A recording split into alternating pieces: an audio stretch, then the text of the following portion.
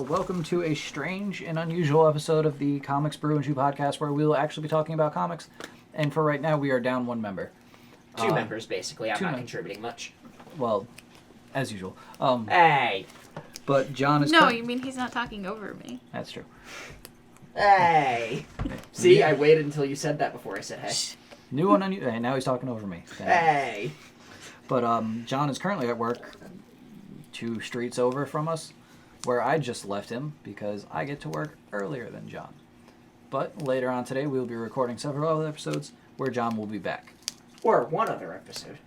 Tom, shut up. See how it goes. Just because off camera, but I like the idea of it being 2 episodes just so we get more clicks. But that's fair. But today, we are actually talking about a comic book for once, which we've been waiting to do, and I was kind of excited to do. Someone else is very excited to do. Hawkeye by Matt Fraction and David Aja, the first 2 volumes, or as I call it, the first half of the incredibly expensive omnibus I bought just to do this book. I love this book. I absolutely love this book. I am not the biggest Hawkeye fan at the table, so somebody else should probably take lead on this episode. Oh, goodness. Me, for once. Okay, so this is more of an introduction to the normal Hawkeye, who isn't quite a superhero and is kind of a mess. We start the book where he's, running from the Tracksuit Mafia? Yeah. Right? The bros. Bro. I would love somebody to go through this book and count just how many times bro is said. When I get mine back from John, absolutely. Okay. And we meet Lucky in the very beginning, too. Pizza Dog. Just on the comment of the bro thing, there's a podcast I follow called The Wolf Den. One brother does comics, one brother does video games. And the video game brother, one of the few runs he actually talks about is the David Aja Hawkeye stuff because he loves his art. When they released the thing at Comic-Con showing the same font as this run, he retweeted it with just the word bro. That's awesome. Shout out to Bob Wolf. He never watches this show. Maybe he will. Dad, why don't you love me? So that will be touched upon later on. That will be. It is also one of the biggest introductions to Kate Bishop. Who? The female Hawkeye. The better Hawkeye. The Hawkeye identified as Hawkeye by Hawkeye? Yes. Yes, but can we also mention here that it is never a, student-teacher sort of relationship between them? Well, I was going to say there's never a dick measuring contest, but that's only hard to do with one dick. That's a good point. But, yeah, I read this run years ago, when the volumes first came out, because this is a Marvel Now title, which is an imprint they've used, twice in the last 10 years. When was the second time? Or was this the second time? This was the first time. They used it again recently, right after Secret Wars, and then it faded away. Because that was when they were like, oh, we're going to have all these cool new books that eventually got canceled, like A-Force and all this other stuff. Yep. I read this book back in 2013, I think it was. I took a trip to New Jersey to go to Jay and Silent Bob's Secret Stash with some friends, and I grabbed this while I was over there, and it was just the first half of the run, the half that you guys are talking about today. I think the last time I read this was 2013-ish because I was just graduating high school, just to date myself and make Amanda feel that much older. And one of my buddies lent me the first 2 volumes, and by lent me, I mean we traded comic books and never got them back from each other, so he's probably had to buy these volumes again, and I had to buy at least 2 more renditions of Kingdom Come. But it was worth it on my behalf because I got the 20-year anniversary edition, and that shit is amazing. Someday we'll actually do that Someday we'll do that episode. But, I have to finish reading it. I mean, I have to finish reading Hawkeye, too, but I read the stuff that counts. So I think Tom handed this to me a year ago. No, more than a year ago. It was maybe 2 years ago. And I put it off until about a year and a half ago. And I don't think I've put it down since. It's weird. It's like I know what you like or something. Crazy. The one time. One time. Take what you can get. Clint Barton is just a goddamn mess, okay? He is. And it's wonderful to read, especially with the way that they, so with a lot of comic books, it's very non-episodic. It's more like, hey, issue 1 bleeds directly into issue 2, issue 3. The old school format still did that, but it was very much like a one-off, like, here's this adventure in this issue.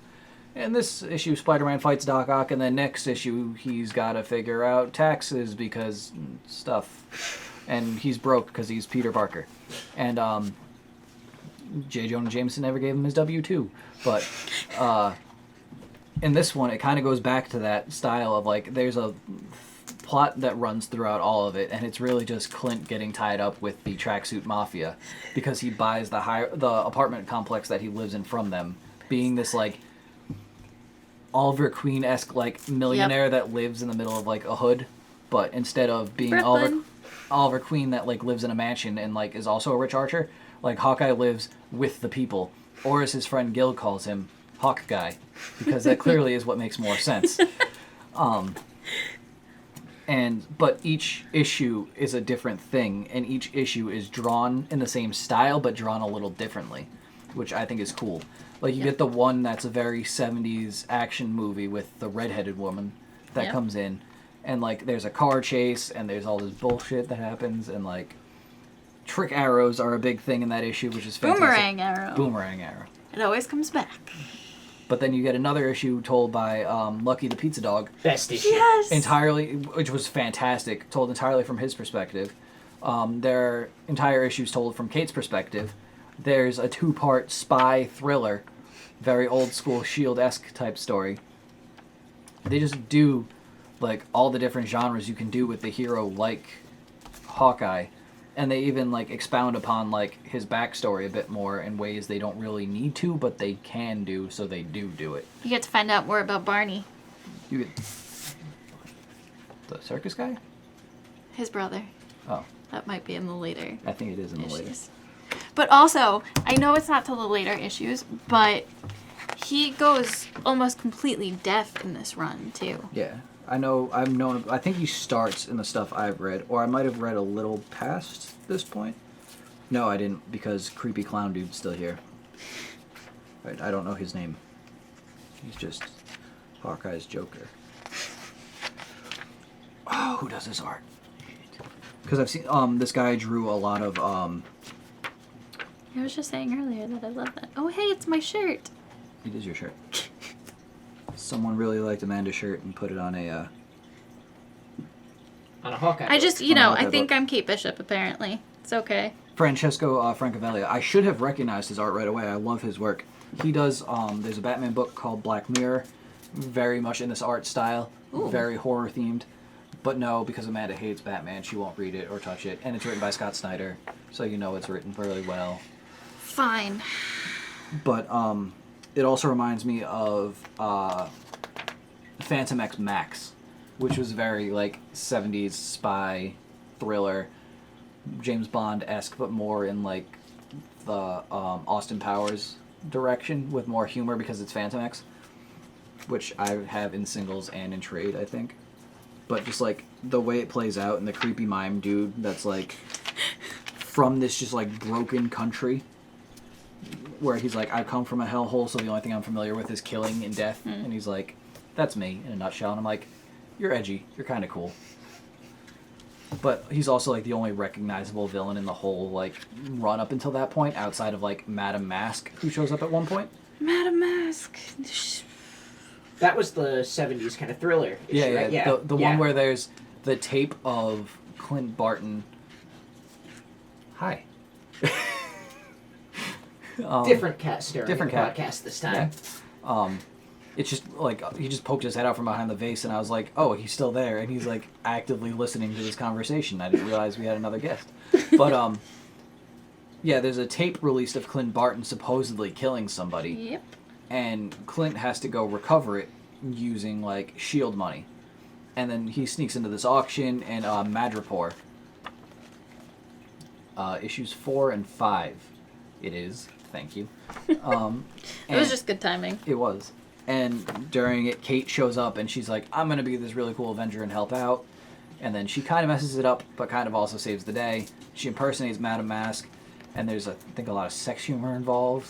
Yeah. This whole run has a lot of sex in it, and sex humor. But then it turns out that S.H.I.E.L.D. was trying to figure out who was the leak and the mole, like, funneling information out of S.H.I.E.L.D., and they had 3 different tapes released. One was Cap, one was Hawkeye. I think one was, like, Iron Man or something, murdering somebody. Or, like, Black Widow. And, like, whoever... And they gave the tapes to, like, the 3 people they thought were the moles, and whatever tape surfaced was the actual mole, so they arrested that person. And, like, Hawkeye's all, like, beat up and, like... Wait, Hawkeye gets beat up in this run? That never happens. Die hard glass in the feet and everything. And he's like, yeah, I did it because I owe them a favor. Do you think they did Die Hard glass in the feet because of that shot in the first Avengers movie that's just like when Willis goes through the window and Hawkeye doesn't have a scratch on him? Or it's because Fraction's just like, I liked Die Hard, so I'm going to do that. Because, to be fair, Jeremy Renner did nothing to make me like Hawkeye. And then Matt Fraction's like, hey, you want to read a good book? And I was like, I enjoy good books. I'll try it. This now, it's right around this time in the run also that they did the Hurricane issue, right? Yeah. Which was good. Katrina? Is it Hurricane Katrina? No, it would have been like Sandy or whatever. Yeah, like this was... Yes. Yeah, because I don't remember being like a kid when this came out. Yeah, no, this was 2013, this run, I think. 2012. No, that was Coney. Yeah, it was Sandy. I just looked it up. I thought... Okay. It's like the second worst joke I've made today. Only the second? You guys are going to love the first off camera. But yeah, I remember really liking the Sandy issue when I read it. Yeah. You guys have, again, read it much more recently than I did. But they basically kind of paused the main narrative to do that issue, right? Yeah. And it's funny because like I said, I read it a couple weeks ago, but it's still kind of fuzzy for me. I feel like it was 2 issues long. Like there were 2 parts to it. There's the part where Hawkeye goes with Gil to save Gil's dad. And then there's the part where Kate's at the party. But that might be the same issue, just spread out like that. No, I think you're right. I think that is... But, like, it does pause the whole run, but it almost pauses it in, like, an organic fashion. Yeah. Because it is such a day in the life of Clint Barton. And the whole run feels And like Kate that. Bishop. So... Yeah. Well, Kate Bishop is a part of Clint. Well, I'm at the part where it's still focused on Clint. Kate just pops in and out. It goes very half Kate. and half. Yeah. Like, yeah, I'm at the She part... matters just as much as he does. I'm not saying she doesn't. No, I know that. I'm not saying you don't. I'm just... I'm just saying it'd be nice for some guy representation in comic books as well. Yeah, how dare they? What's next? Is How Thor gonna be a rude. woman? That would be the worst. But, like, because it is such a day in the life of Hawkeyes, one being Hawkeye and one being Hawkeye, I mean, fair. like, to jump from him, like, fighting the tracksuit mafia again to, hey, there's an issue dedicated to him saving somebody from a hurricane. And like, cheating on Jessica Drew for the 10,000th time. cheating on 3 women in the same issue. Yeah. Which was another cool thing, because it seemed like a very throwback to Marvel's olden days of doing the romance comics. And, like... Well, it's also set up like that. Is that... That's... Yeah. I also don't remember if that's one issue or multiple issues, because I feel like there's a lot of content in there. But reading these books without the ad space that's usually there for most, like... Girls. And it's drawn in a very 70s fashion, too. Yeah, So it's beautiful. What is it? The work wife? The actual wife, because Bobby. Yeah. Ex-wife. Ex-wife, work wife, and then the new chick. And... then Kate, Yes. who wants to be in there. And Hawkeye's like, I'm not, no. And then she's like, but yes. And he's like, but no. And I'm like, but listen to him. For the love of God. Listen to him. Because he's a mess. Not just is he a mess, but like, she's like late teens, early 20s. She is... Wait a second. She is 19 in this run, because she turns 21 in one of her runs. So you get that. And he's 33. Right. Which, I'm not saying doesn't work. I'm just saying gross. Because, like, Yeah. I mean, my parents have some age between them, but they're also not superheroes. They are, like, almost on the opposite end of the spectrum. But coming from... No, I'm not going to get into this one here. So, Pizza Dog. Best character. Second best dog in the Marvel Universe. Who's the first? Thori. Don't even get me started. Okay, there. Leave it at that, right? Thori, the Hellhound, raised by Kid Loki to be a murder machine. Oh, God. Kid Loki dies. Thori imprints on actual Thor during Jason Aaron's Unworthy Thor event. Thori comes back with Thor, is a full-size Hellhound because in the Kid Loki run, he is a puppy. Oh, jeez. That sounds horrifying. Now, on a side note, Loki ends up with the Young Avengers at one point, right? Yes, and then he reverts back to regular Loki, and then he Okay. reappears in his Guardians of the Galaxy, which just ended and on like a really unsuccessful note. Like it just ends, which sucks. But Kid Loki shows up using the Destroyer as a mech suit, Oh. which is dope. And that's the reveal at the end of issue 1.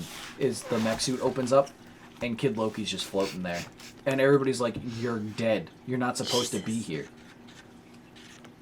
But yeah, Thori is my first favorite dog in the Marvel Universe. But Second- Lucky. Lucky. Third favorite dog in any comic book universe is Aqua Dog from Jeff Johns' Aquaman run, because there's an entire issue dedicated to Mira just buying dog food. I need to read that run. I think I have your volumes. you might have my volumes, or John gave me the other one. okay. Is 'cause that where the Kate buying cat food issue comes from? Because there's one of those that exists. But Kate, like, can you go buy cat food? Like, this is Aquaman's This wife is true. dressed full as Aquaman's wife, walking through Boston to buy dog food. Okay. And like, we're from the Boston area. We know how that's gonna go. Yep. Granted, I'm real pissed. Just tangent into Jeff Johns territory for a second. He writes nobody with a Bostonian accent phonetically in the books, and it's kind of irritating because that'd be hysterical. Because you got Aquaman, who would just become Aquaman. Yeah, basically. He lives down by the harbour. He can Um, talk Sounds to about fish. right. What else? I mean, I don't want to cut it short on the Hawkeye run, but it's just like, the artwork by Aja is fantastic. Sparingly uses guest artists, only to make it that much better. Now, doesn't the second half get a new artist? Yes. So, I guess I'm dropping off the book. Who is the second artist? Oh, you want me to butcher names? It is... Oh, wait a second, because that's... Because Aja and Francavilla finish up volume 2. It's Annie Wu. Oh, okay. I've heard some good stuff about her. It's a similar style, right? Sort of. It's a lot more like... Clean, almost, or... As she points it towards the mic, you can clearly see. It's more, I was yeah. pointing towards you guys. No, I know. It's not as, like, stylized. No. It's definitely more of like a realistic take, but in the same cartoonish version. Yeah. Like with the different colored layouts. The coloring's very nice. You know who I noticed was the colorist for the first 2 volumes? Who? How do you have a colorist? They use basically 3 colors, blue, purple, and white. Wait, there's And- purple in a Hawkeye run? And then they throw red in every other issue. It's Matt Hollingsworth. Yes. Oh! The guy that colored White You Knight. didn't know that? No, I haven't touched this That's the book. reason I was excited for the Batman book. By the I way, haven't touched this since issue 1 of the 2013. new arc comes out this week. Yeah. Yes. I am fucking excited. Just because of Sean Gordon Murphy, I'm just saying. But it's funny because after reading the Hawkeye books, I was going back through, so I finished reading my half of the omnibus, give it to John. By the way, the omnibus is fantastic. It's the dust jacket is the volume 1 cover of him on the rooftop. Take off the dust jacket. It is white with the purple and blue bullseyes all over the place. And then inside of it, I think the inside covers are like a purple paper, Yep. Oh. and then it goes into the actual volume. It's very nice. Isn't the hardcover that I have similar, the one I Yeah. gave you? Yeah. It's just that it's half the run instead of the whole run like you have. He makes it sound like it's his ever again. It's not happening. That I gave you. There you go. But, so I Just read stress that. And then I've been reading a lot of other Marvel books, just stuff I've pulled out of, like, my backlog of books to read. I've been trying to just get caught up and then, like, kind of read single issues here and there. And I have read the final volume and the second volume, which are the only 2 volumes I own of Avengers Academy, because they had it at Comic-Con last year. Like, the guy at the end of the aisle that's got, like, the big wooden shelves that does all the Yep. super cheap books. He had these, and they were, like, a couple bucks a piece. Which, for a Marvel hardcover, this is $25 for 4 issues. I grabbed That's insane. This is Scarlet. Awful Yeah. On there. pricing because Marvel sucks. I get it, it's hardcover. I get it, the colors look like Iron Man. I don't really care. But there's an issue in here where the X-Men, the Jean Grey school, plays football, like flag football against the Avengers Academy. And the two, so they have a couple of like teachers on staff that get to play in part of the game. For the X-Men, you have Bobby Drake, Iceman. For the Avengers Academy, you have Clint Barton, Hawkeye. And before the game even starts, Hawkeye shoots like a dozen arrows at Iceman, and Iceman throws a bunch of ice daggers back and he knocks the arrows out of the air. And then Kitty Pryde ejects both of them, and then they're both like, fuck yeah, and go get beers. And then like a couple other teachers get kicked out, and they were like, at least we got kicked out for like being cool. Clint Barton should never teach anybody anything. But in Avengers Academy, all the kids are the kids of villains. So it's kind of like Runaways, Okay. but they get like high-risk kids and they take them in with powers. They teach them how to use the powers. There's like a girl that can turn into gas, and her body's slowly like destabilizing to the point where she could die. Huh. And Hank Pym tries to like find cures for some of these kids, or at least help them like stay alive with the powers they've been bestowed upon. And Hawkeye is one of their teachers, and he's like, hey, I used to be a villain. I was the first risk the Avengers took. Which I don't think is correct. I think Wanda and Pietro were, because they absorbed Magneto's kids first. But like, sure, we'll give it to Hawkeye. Because he's like, hey, I used to be a villain, and then they took me in and made me a hero. He's like, this program works. But they did it to me later in life. Like, you guys are getting this as kids. This is good for you. There's also an issue in there with Speedball, the guy that causes Civil War. Yep. And that issue is fantastic. I was expecting this to just be like a piece of shit series, and it was actually like kind of good. And there's a scene where this kid made out of metal is like, let's go beat up some rich people. And I was like, that's dope. Bro. Hey, it's Brody.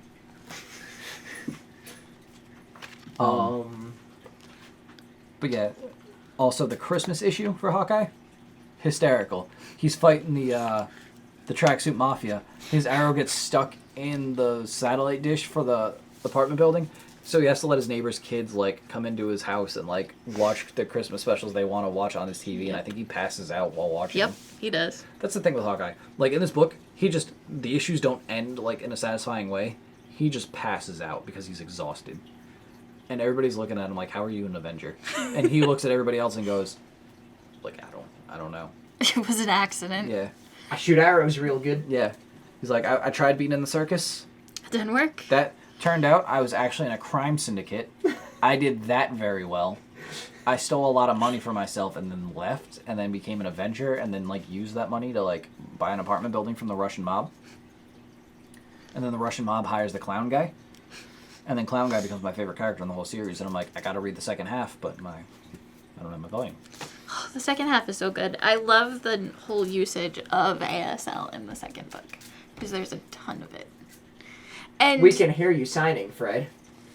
You guys are gonna love my joke later. And there's actually a ton of it that I think a lot of the readers don't quite grasp. So Because explain it. it makes you feel like the tables are turned. No, it's still in the same spot we started.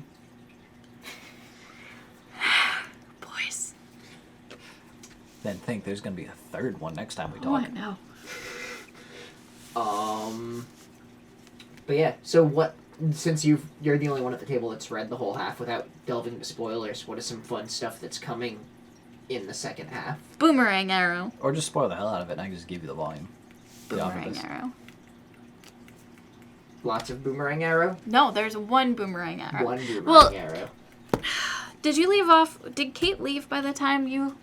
I think she stormed off, but literally the last thing I read was the clown guy. So one of the best parts is the fact that she just leaves and takes Lucky with her. I mean, she's not his girlfriend. She just steals his dog. Right. No big deal. Which we've already clued into. Second best comic dog. First best reason not to date Hawkeye. Hawkeye. Wait, Hawkeye? Hawkeye. Hawkeye. Guy. We find out that Madame Mask actually basically wrecks Kate's life. Well, for what Kate did to her, understandable. Spoiler alert, Madame Mask actually has a lot to do with Kate's mother, too. I wouldn't be surprised if Madame Mask was Kate's mother. Kate's mother's supposed to be dead. A lot of people are supposed to be dead. Until you comic get to the books. Thompson Who's run. dead? But anyway. Who's dead in comic books? Nobody. But- Actually, Uncle Ben, kind of. Unless you go to a parallel universe, then Uncle Ben's alive. Barney and Clint are basically getting their asses kicked by the Tracksuit Mafia. You remember how back during the gala issue, Yes. she put collar stays in his You put what? shirt? Collar stays. Oh. Yeah. The collar stays end up actually saving Clint's life, pretty much. So, But I mean, it's cool that she gets such mileage for being like a knockoff idea character for the Young Avengers, when literally none of the other Young Avengers gets like stay around at all. Like the kid Captain America just like fades into obscurity. thank God. Um, I mean, what? Wiccan and what's his face? The Scarlet Witch and Vision's kids, right? Yeah. No, him and his boyfriend. Teddy. Hulkling. Hulk. Yeah. They come in and out, but they're not like uber important, and I'm not like trying to diminish them as characters because like, hey, one's an alien, they're both gay, like that's cool. They weren't very like interesting or compelling outside of, oh shit, he's one of the kids that Scarlet Witch blinked out of existence and then somehow managed to sneak back into our reality after House of M. That was dope. But like, she's the only one with real staying power. Where's Speed? Whatever happened to Speed? I feel like He just vanished because he wasn't interesting in a way that was social commentary. So what you're saying is if they wind up doing Wanda and Vision's kids in WandaVision, they're probably going to change them quite a bit for the MCU? What I'm saying is that like Thanos in that meme I sent to the chat was right, where he's like, I don't know why you're so mad at me. All I did was break your sex toy. Because they are never doing the Wanda and Vision kids story. WandaVision is also a terrible name for a show because it sounds like the entire Marvel Universe from her point of view, which is like 3 movies, which I've already seen. And her point of view is shit for 2 of them. Oh, hey, we're the bad guys in this movie. Oh, hey, I'm on the wrong side in this movie. Or the right side. The right side. She was on Team Cap. I don't remember. It doesn't matter. They're both the wrong side. That's the entire point of Civil War. Except they're both the wrong side, except Tony Stark is wrong. But you still root for him and you feel bad when he dies in Endgame. oh, shot to the heart. Wasn't ready. Anyway, But yeah. I hate to tell you, he dies in Endgame. thank you. You're welcome. Thanks. No problem. I think we heard that podcast. You know what? I don't remember I it. don't remember much of that podcast. I do remember quite a bit after that podcast. What I didn't see was you break down during that movie, which was fantastic. Oh, that was so bad. You saw me afterwards, and I didn't look that bad. I was fine until I got to the car. I was fine until, I don't know. 2 days later when I watched an anime movie and almost sobbed my eyes out. That movie was fucking beautiful. But I'm trying to think. yeah, so wind this guy down. I guess. Alright. Only other thing I can think of is mentioning books that we're currently reading that we're enjoying. Just to throw that out there. Yeah. Try to add some spice. Because like we can't do our usual ranking of like where this book falls compared to other books. Because there's only, well, you could, but there's only 2 of us. Yeah. I mean, this is my favorite. Yeah, and personally, we all so. know that nothing's topping Punk Rock Jesus. So. But yeah, so what Potentially. else are you currently reading, Fred? Well, Jason Aaron is slowly wrapping up his run on Thor, where the Realms just ended. That was fantastic. While inspiring future Thor. Wow, inspiring future Thor. I'm reading the Nick Fury Agent of S.H.I.E.L.D. omnibus. I'm currently in the Jack Kirby Stan Lee years. And man, those years are shit. Like, those guys, for any other character you read from them, fantastic. For Nick Fury, post-Vietnam, being a super soldier, like super spy, they're awful until Steranko shows up, and I have like another dozen issues until that happens. And you'd think, like, Fury post-Vietnam would be, like, a fascinating thing to explore. Comics Code. That's Couldn't true, really that's get true, into that's it. true. You ever really want to see like dumb Hydra, like not like current Hydra that is just ineffectual, I mean like dumb, bad Hydra. Yeah. You read these old books. Gotcha. They are awful. Yeah. Granted, the first issue in that omnibus is a Fantastic Four issue, Yeah. which they fight the hate monger. It is amazing. Turns out the hate monger is actually Hitler. Oh, yeah, you talked about that one. But other than that, I'm just reading, like, just some stuff here and there. Just picking up whatever from our local comic book distributor. Like I mentioned, Curse of the White Knight comes out this week. I'm excited for that. And what have you read recently, Amanda? I have a Daredevil run with Echo in it that I Yes. really need to finish. If you haven't seen the trend here, Not good at finishing things. that's not what I meant. I meant the whole... Street level superheroes with deaf people. Yes. That one, that trend, Except Daredevil, he's is blind. blind. Up until War of the Realms when he gets Heimdall's sword and gets to see everything. Interesting. In God vision. That's terrifying. Interesting. It's also funny because the entire time he's like, y'all know I'm Catholic, right?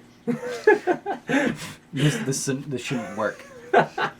He's like, is it cool if I touch this? I don't believe in you guys. And Heimdall's like, dude, knock yourself out.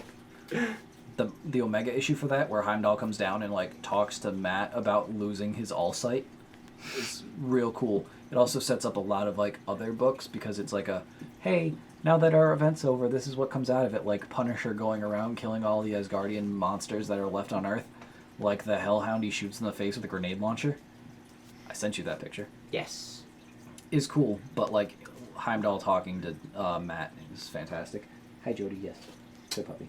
And I recently have read... Dune for the 17th time. I've read the first 2 volumes of Scott Snyder's Swamp Thing, which is really cool. I've been enjoying the Swamp Thing DC Universe show a lot. Unfortunately, it's canceled, so I've been, digging into some of the other Swamp Thing comics. Read, the first 2 Snyder volumes. Got to read the third. I read the Winter Special from a couple years ago. The Tom King one? Yes. That was last year. Was that last year? That was Okay, last I year. didn't realize that was so recent. It was so recent. And I'm going to be delving into the Alan Moore stuff very soon.